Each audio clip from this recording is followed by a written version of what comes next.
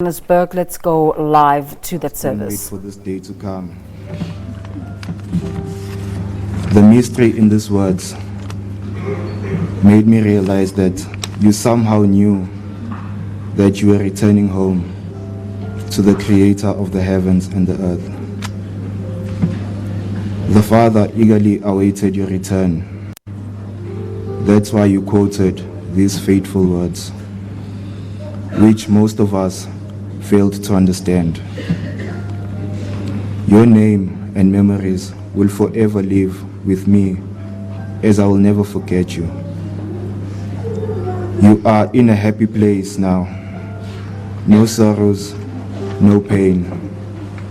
Just enjoy yourself in heaven and watch over us. Today is our final goodbye to you. I never thought that this day would come, but it did, and it came so fast. I don't know how long it will take for me to heal from this horror that we're currently experiencing, but we will lay you to rest. My brother, my best friend, I love you so much, and may your soul rest in peace.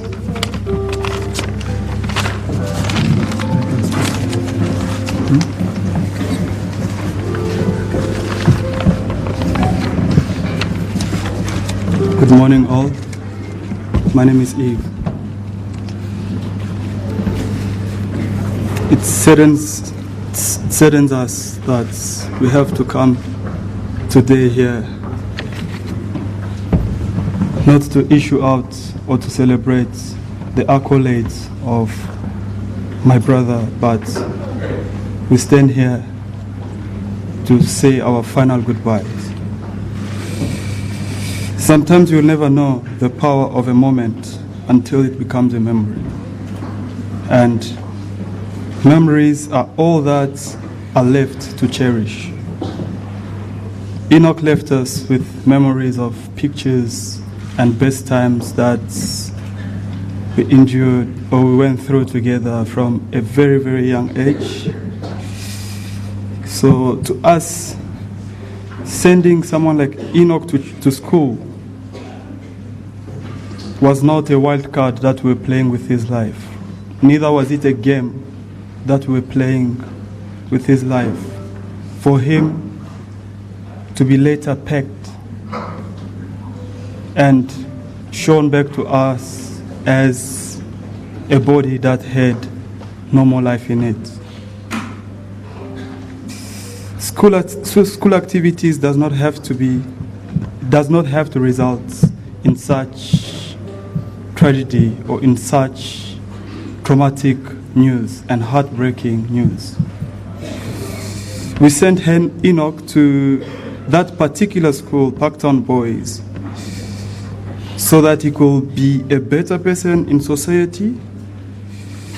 But why are the people that we entrusted his life with betraying us, showing us that they are unable to do exactly that? The child arrived at school in good condition and left him under the hands of people I personally viewed and I personally highly regarded as responsible people. But the same people did not act responsibly when the tragedy happened. I could not imagine that, and I did not prepare myself for such a day. Ending the life of an innocent child, only 13 years old. He had so many ambitions, so many goals. He had so many, we had a lot of family goals that we had to achieve. Out of that puzzle, Enoch is no more. We have to try and find, God has to try and find another person who will take over that. With Enoch being the last child in the family, trust me, with both his 3 brothers long done with school, our hope of what was the best education that a family could give to a child was on Enock.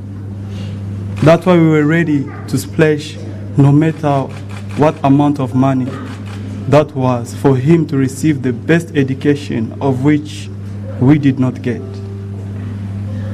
I'm speaking like this coming from a background. I went to a boys' school. All of you know Parktown Boys. We stand as a family. We don't take kids to activities that they are not familiar with. We take them to activities whereby us as leaders, us as old boys, we can be leaders to them, protecting them from all the way back to their homes up till their arrival to school.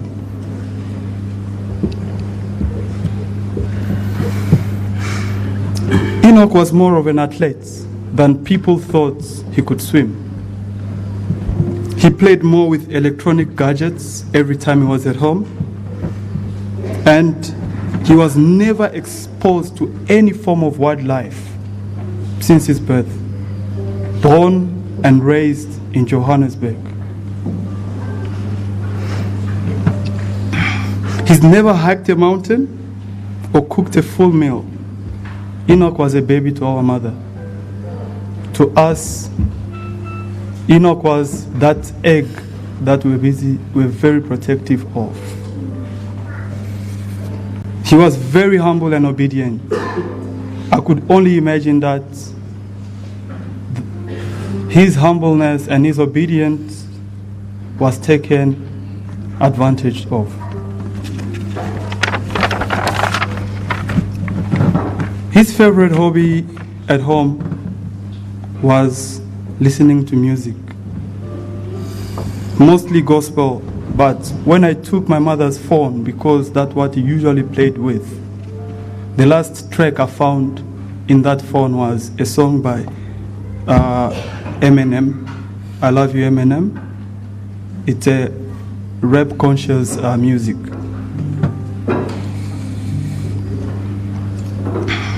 Indeed, he was a young, friendly, happy, gentle, peaceful, and easygoing child.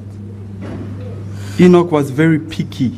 We all knew that in terms of what he could eat, in terms of which activities he chose to engage in, he was very picky. By picky, I mean that he was afraid of most things just as he saw them.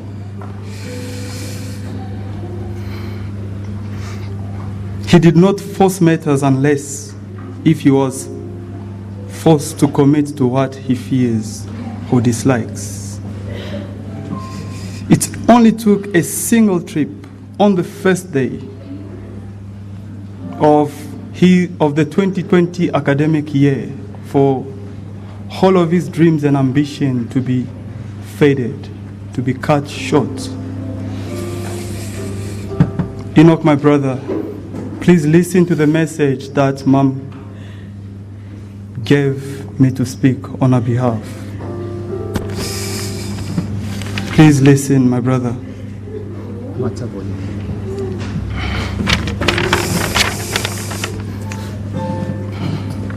This is for you, my son.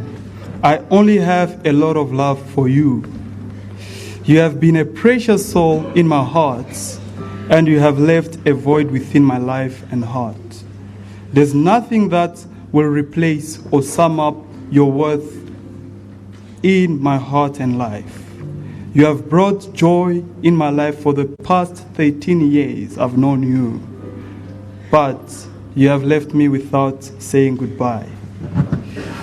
You died with the joy of going to school, and that was our last conversation when I woke you up that morning of the trip.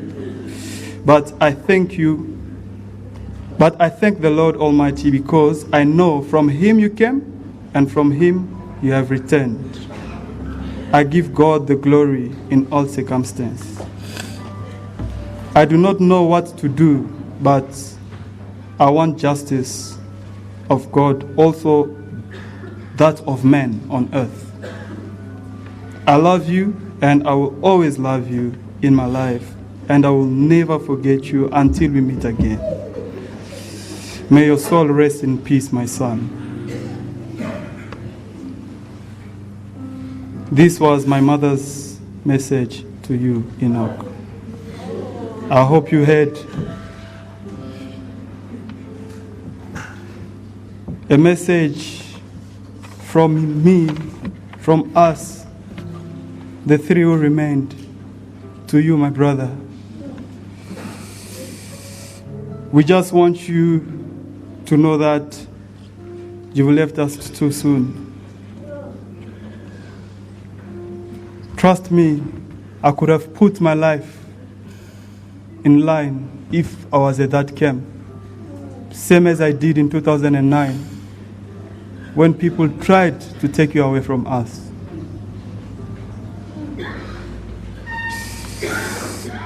The manner in which you left us is very traumatizing and inhumane to anyone who has a heart. All I want is justice for you, which is what? Justice was the career, was the path of which you wanted to live your life as a professional here on earth. Trust me, my brother, on your absence, all we are seeking for is justice for you. Your death might be the beginning of child safety policies being followed at schools and place that school activities take place. It's true that in life, sometimes we create our own heartbreaks through expectations. Maybe we expected more from you. That's why we chose one of the best schools in town, but that was not God's voice. I wish I followed your instinct. Most of the times, you would cancel trips, mainly because of several reasons. You just come up, yeah, if please just give me my money. Instead of going to the trip, I will do something else. We sent you to this trip not knowing that you were going to die. All we wanted was the best. Thank you, my brother. We love you and we miss you. We might not be with you in the physical body, but you will always have a place in our hearts. Memories will never be erased from our hearts. Rest in peace, our lawyer. Rest in peace, champ.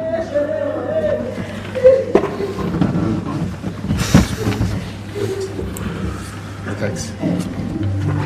You speak? Okay, I'm taking you down. You leave the corridor. Just wait. Greetings to you all. My name is Deborah Kodemoka and I'm Enoch's cousin. On the 2nd of November 2006, our family was blessed with an angel. But it is unfortunate that we are all gathered here today with deep holes in our hearts. Enoch, my boy, from the moment I saw you, I fell in love with you. I remember giving you baths, taking walks with you, feeding you, changing your diapers, and dragging you in my selfies. You were naturally shy, but you were always so comfortable around me. I remember how confused I felt when I see the wrong way to go and I know. But that confusion turned to joy once I heard your voice. You told me that you called me simply to say hi, but I kept you on the phone, teasing you of how much of a softie you were. See, God gives and takes away. Only He knows why you had to be with us for as long as you were. You have touched so many lives. Age doesn't matter in this regard, because there is no one amongst us that can stand up and say that you didn't have an impact in their lives. Heaven has one more angel. They could not wait to have you. Your purpose on earth was accomplished, even though we did not know it. Maybe your purpose was to bring us the greatest joy, happiness and laughter mankind ever experienced. But only our Creator knew your purpose before you were formed.